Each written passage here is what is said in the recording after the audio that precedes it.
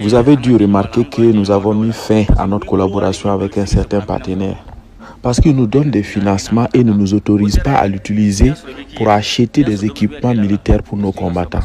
Parce qu'ils savent qu'avec ces équipements militaires, nous allons être indépendants et on n'aura plus besoin d'eux.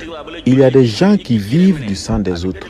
Et quand on se rend compte qu'une personne vit de notre sang, c'est préférable qu'on arrête toute collaboration avec cette personne. Voilà pourquoi nous avons décidé de prendre notre indépendance.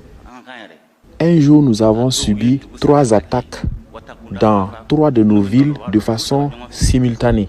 Nos partenaires sont restés sans rien faire.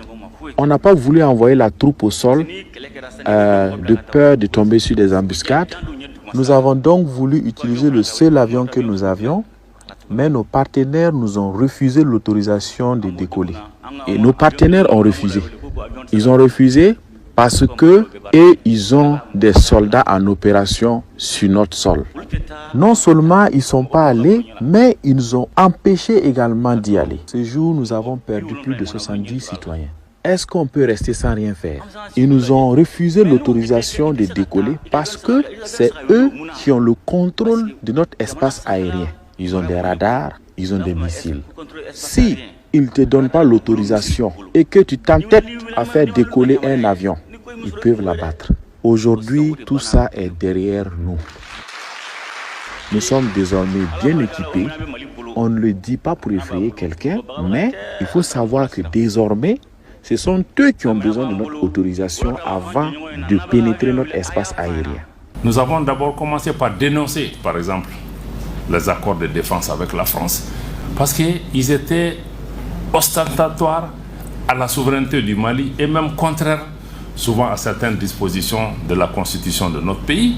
Si vous voyez certains de ces accords, même notre armée nationale, notre flotte aérienne ne pouvait pas accéder à certaines parties de notre espace aérien parce que des partenaires estiment qu'ils sont en train de travailler dans ces zones, nous ne pouvons pas y arriver.